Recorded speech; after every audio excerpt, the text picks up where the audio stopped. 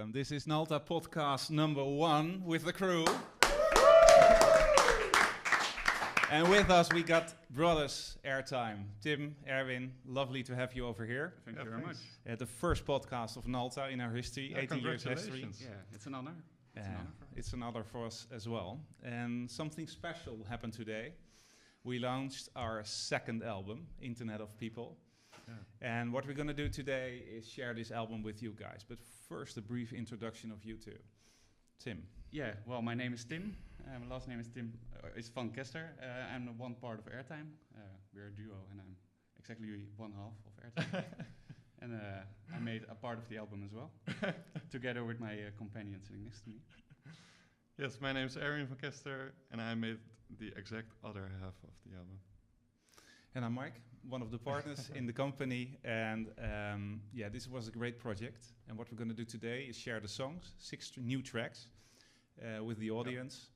We're going to start with the track named Sensory. Is there some introduction you would like to share?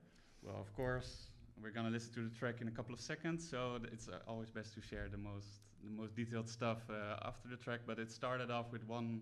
It starts off with one note, and it started off with the one note as well when we were making the track. Symbolizing a sensor, which is gonna lead into more complex and interesting stuff. Sensory.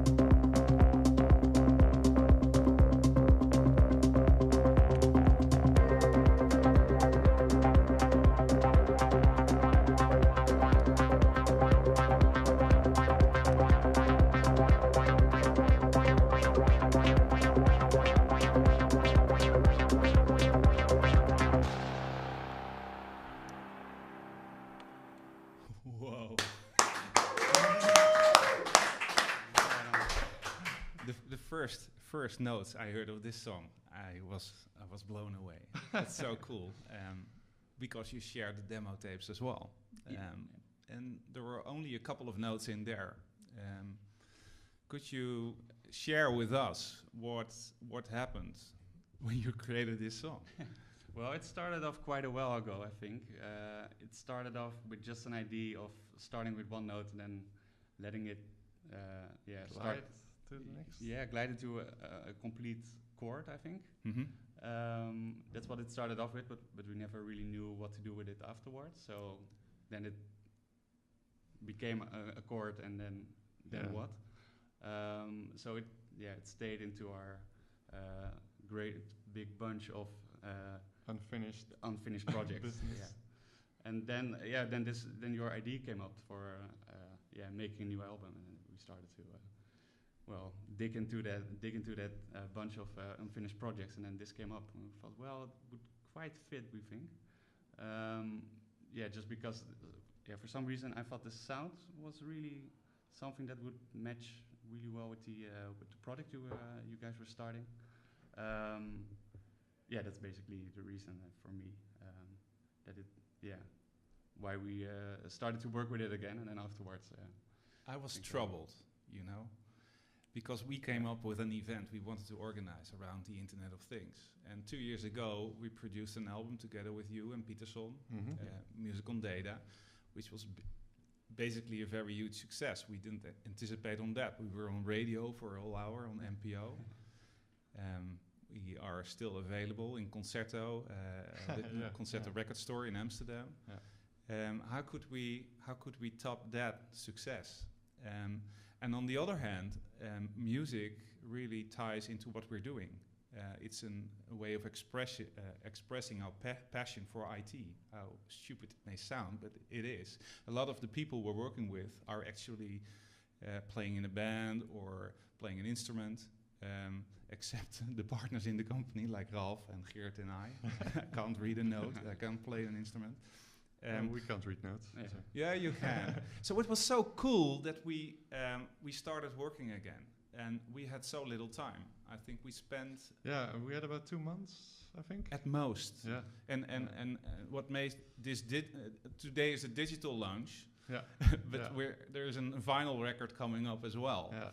And we were really on a very tight schedule to get the masters ready so that the vinyl will be pressed, and that will be the present we'll give to our audience the 2nd of October.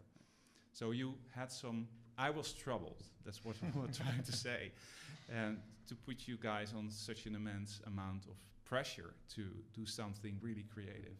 Yeah, because in the first place we thought it was more going to be like a bit of an ambient album, so we thought, well, we'll make it work with just a couple of notes and some big reverbs. And then I sent you some John Dickweed music. And it was like, no, well, a bit more energetic, please. a little bit over the edge, Yeah, but this album needs energy. This album needs power, and that's actually what we got. And the second song that we're going to listen to is What's That Exactly? Yeah, because I was basically busy with the first song, but when you start mixing on that for a couple of hours, then you're getting kind of sick of it. So I thought, let's just start something else. I don't really care what. And then this basically came out of that. It was very interesting. We're going to listen to the song. What's that exactly? But I think about this, and what about this internet thing? Do you know anything about that? Sure. What the hell is that exactly?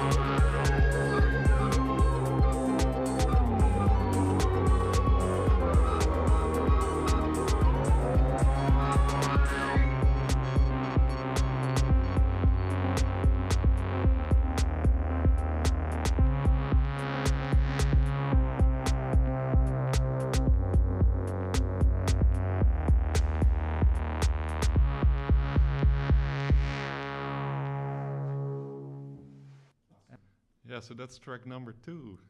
What's that exactly?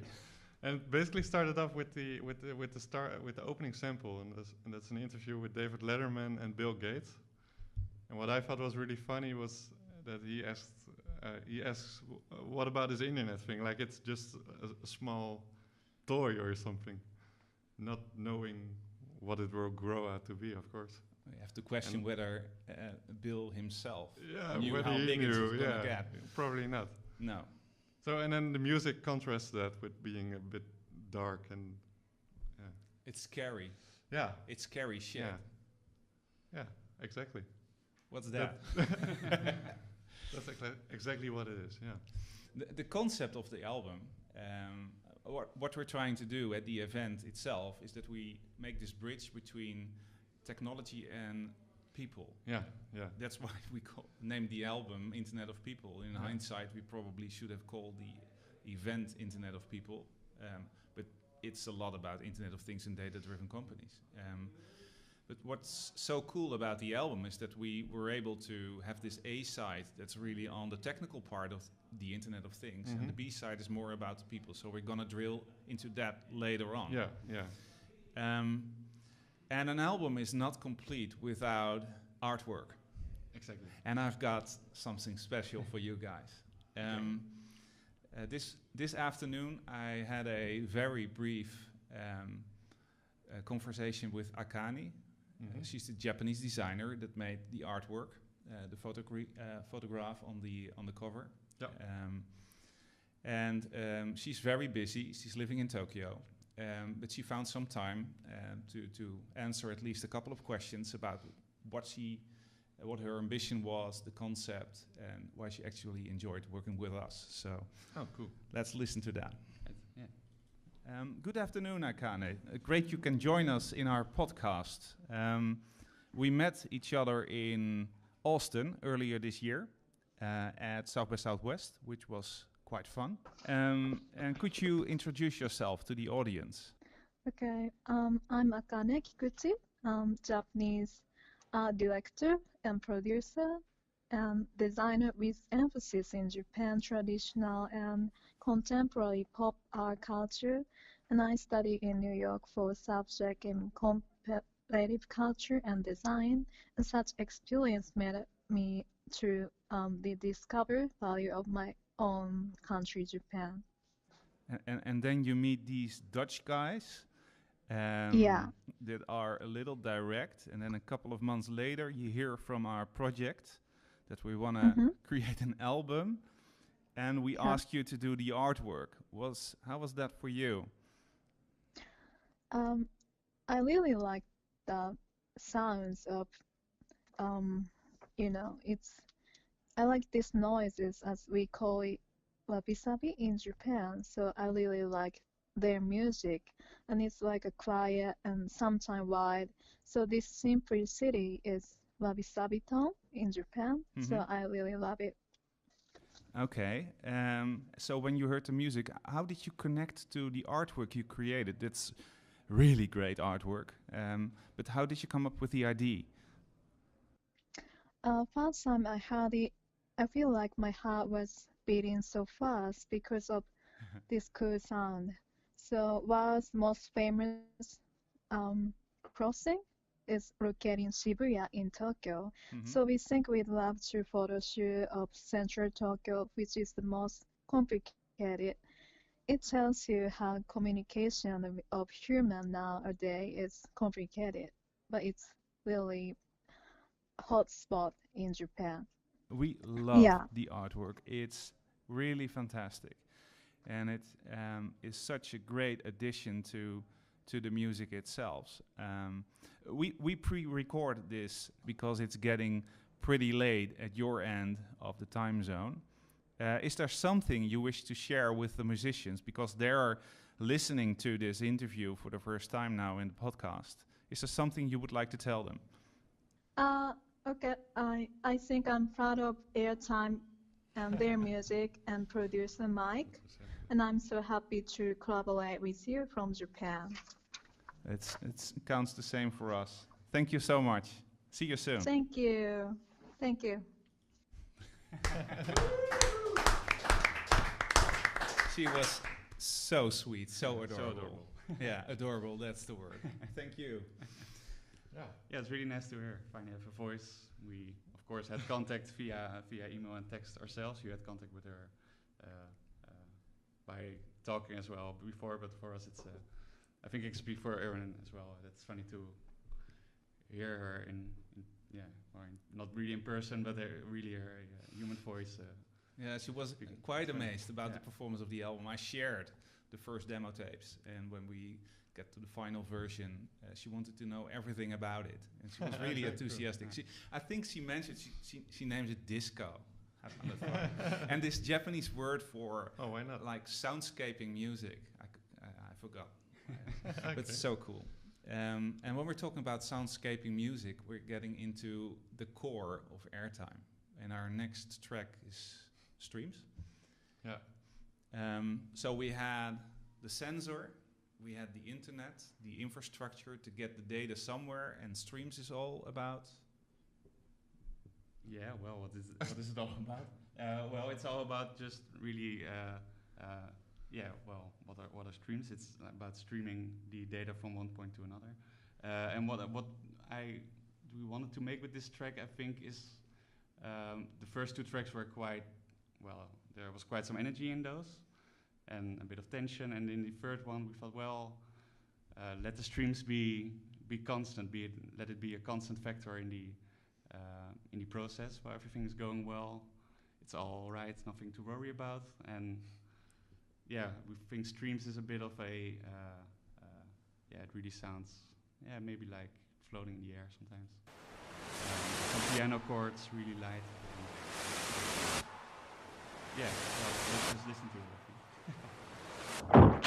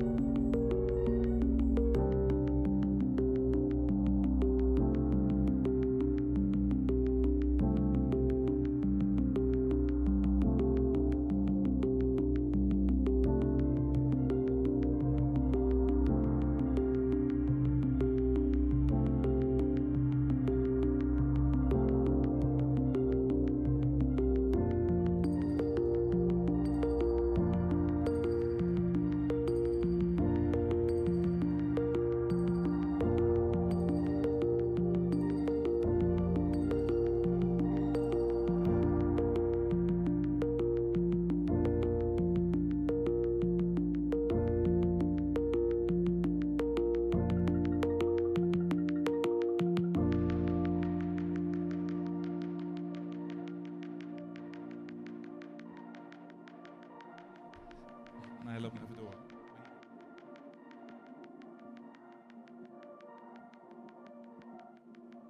So, streams is dimming. Yeah, that's the end of part A. And the Side A.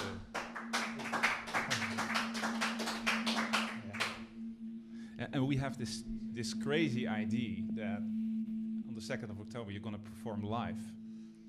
Well, it's not that crazy, right? Well, but what we're going to do is, because we have the performances of Panel and Rob, who's over there, is going to be in the panel.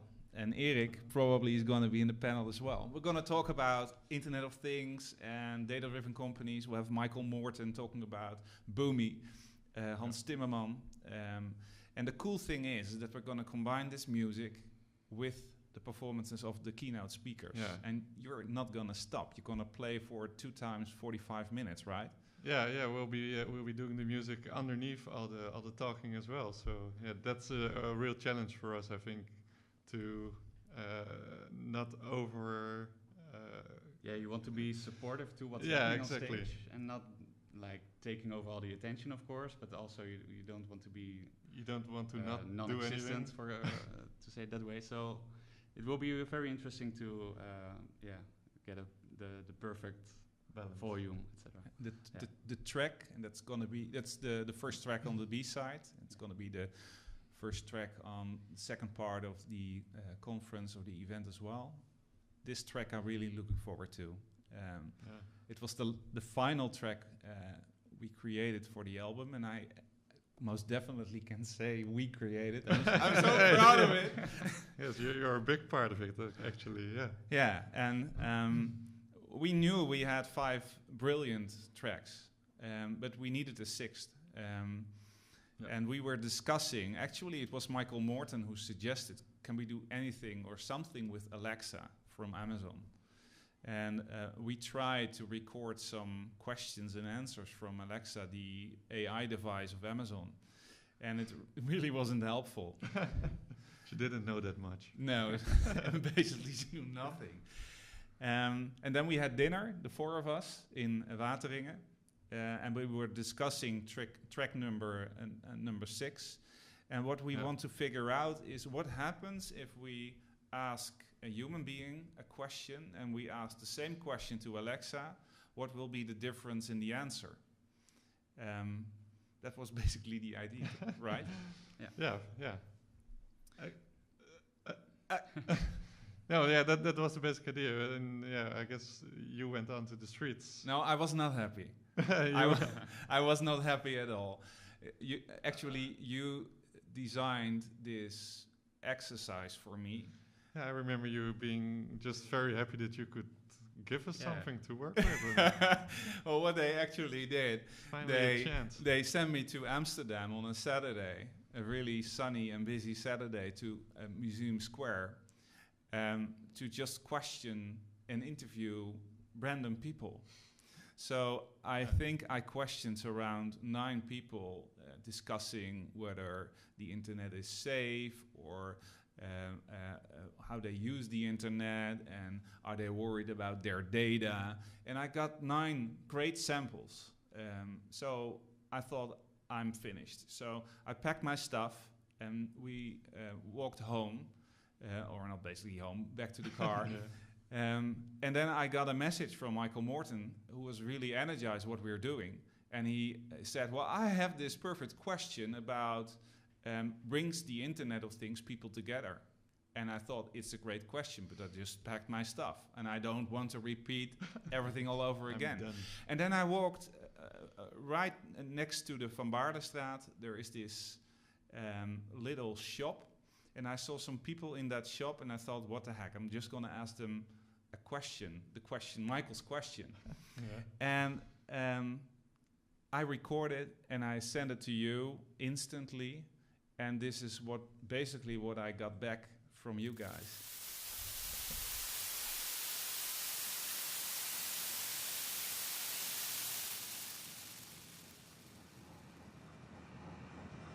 It is a problem with man that we see here, and all these tools or apps that you see, Facebook, Tinder, and everything, they just a kind of mask that you're trying to pull off. You know, it's not a reality that you feel. So you in Facebook itself, you see a lot of friends, but who are really your friends? You know, you seem to be connected, but are you really connected to anybody at all? Are you in fact even losing that connection that the previous generation had with humanity, with people?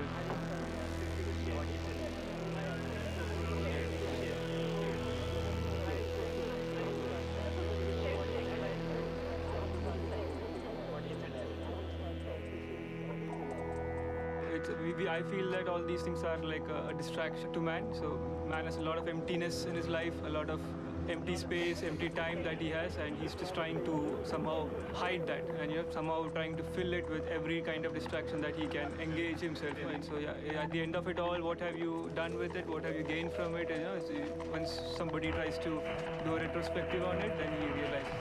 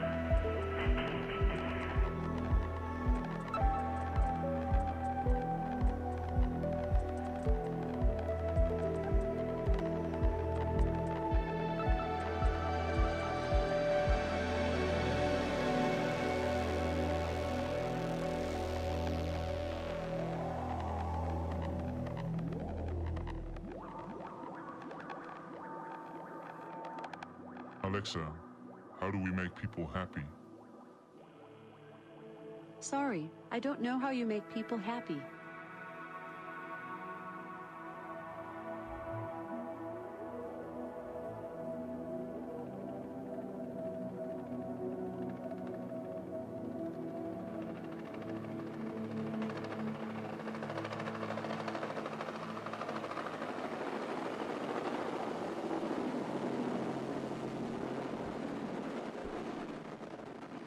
Probably this is the part where you're most proud of, the helicopter. Most definitely, yeah. What's cooler than a helicopter? I don't know. What a 2 helicopters. great track this is. Really great. Yeah, I think the creation process was quite interesting because normally when we make music, it just starts off with some a beat or a synthesizer or something like that, and then we think, well, maybe we want to have something human, so we grab a vocal sample and put it on top of that. And this time we started off with the vocal sample and just put some weird samples around that, so little noises. And So the echoes after the first sample, those are the samples I sent you. Yeah, that's true. Yeah, so we grabbed some of the words they said. Like? In there, somebody was speaking about hacking. That's the one I remember most. So One guy said it's just shit. Yeah, all shit. Probably I recorded that, right? And then you repeated it's shit, I think, as well. And then it started looping. So, and then we put those together just to, we wanted to it would have been quite a waste, I think, if we just didn't use them. So we put them put them all in a box and throw them out randomly. So it's funny to have some sort of ghosts flying around. Creates a nervous atmosphere, I think. 2 years ago, we were in the studio with Code Kloet in Hilversum, and then he asked you how this album developed, and you shared that you actually enjoyed having this goal to create music. Was that the same with this track? That's really helpful. Yeah, because with projects like these, it's much easier to be in a certain mood or something. You know that you're creating it for a certain reason, and your sandbox is a bit smaller, so you know where to look and to look for inspiration, I think. So that works really well, and I think also what we said in the beginning, we had some projects that we just started and never finished, and then with this goal it's much easier to put those ideas into a real song, I think. We're gonna listen to Connector, Um, could you explain, Erwin, how you guys work together?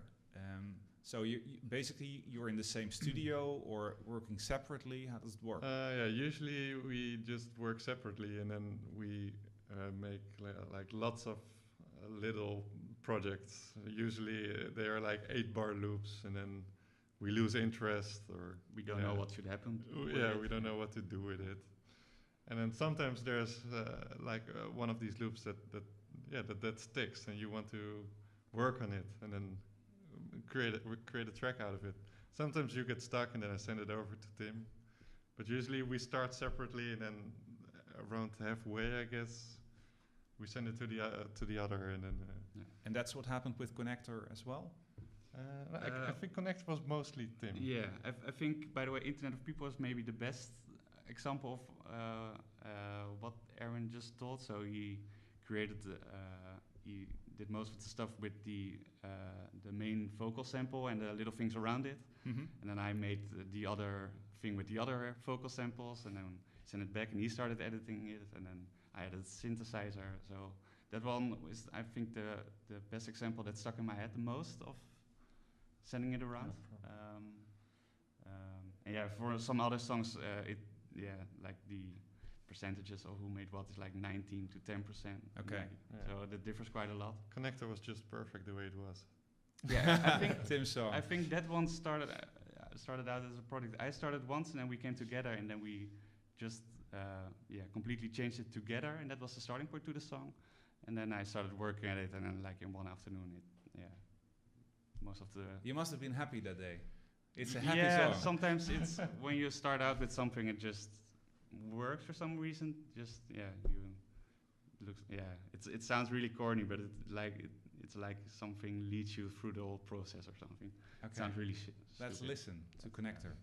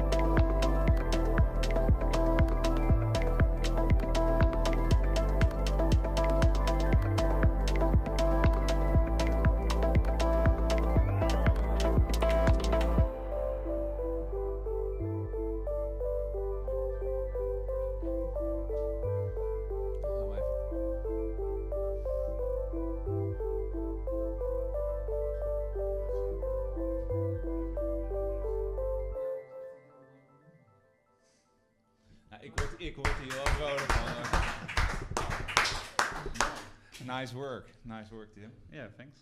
Yeah. And this is going to be the single? Apparently, yeah.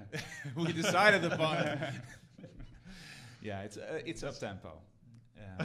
It's up tempo. So it should It's be got the single. single written all over it. Yeah, and the second single will be Internet People probably, right? Yeah.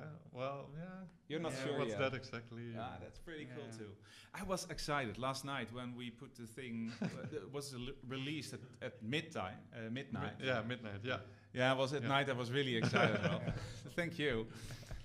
And I woke up at 2 a.m. and I thought, is it live? Is it available on Tidal and Spotify? So I opened my smartphone and looked for it, and I just had to listen to it, whether the quality was right or not. Yeah. Because we were really addicted to the quality of the record, and it was perfectly fine. On Tidal, it's great. It's mastered great. But we spend a lot of time on getting not only the music and the creativity right, but the quality of the record as well. So we have a special vinyl master that will be available the 2nd of October. And we have this digital master, and it sounds awesome. There's this Arjan guy from Baren, who's got his mastering studio. I thought he worked for Armin van Buren as well. And he really did a great job getting this, amazing. pulling it together. Yeah. It's really important. Yeah, it really sounds better than what we send it in as. So. No, it's much cleaner. Well, it is, There's something he does with. Exactly. It just sounds like it can be put on the radio now. Yeah, it can. And so it's great. And we're moving fast because we're actually arriving at the last track of the album, Humane. Share, please, with the audience where the name came from. Well, I think the last track, it's supposed to be like this perfect harmony between technology and people. So humane, it's got AI in it, but it's human as well. That's basically It's as easy as the end of the story. But it's the sister track of the final track on the first side. Yeah. On the A side of the album. Yeah, so they both started in the same project, so they are quite, basically they are the same BPM, for example, they have the same piano sound over it, so it's, they are, really, they belong to each other, but they are also ripped apart, which is really sad. So they are indeed, they belong together in some way. But they both, I think, because the first one is about technology and the second one is about the human part, they're really different as well, I think. Mm-hmm. So, I think it's nice when we listen to it as well. So everybody can have their own feelings about it. For me, this track really, I said it when we were talking about streams, really gets to the core of what you guys are able to perform. It's mellow, it's sparkling, it has great melody, great bass lines as well, and it really is a flow of energy that you share with us as listeners into your music. It's really cool. And with this final track, we get to the end of this experiment, our Nalta live podcast, that we're probably gonna repeat and not only talk about music we create, but also great solutions and projects that we're running. It's a great way of sharing our content. And the content today was especially special because the content was music. So download the music, stream the music. Yeah. We're on all major streaming platforms. Yeah, basically everywhere that you can listen to music to, you can listen to this as well. And from today on. Yeah, that's right. Into eternity. So, into eternity. Thank you, Tim. Thank you, Erwin. Thank you, Geert. He was our Thank DJ. you. And let's not forget Akane for thanks, sharing some thoughts. And see you in 2 years? No, see you the 2nd of October. Register to our event. You're all invited. It's gonna be great. Humane.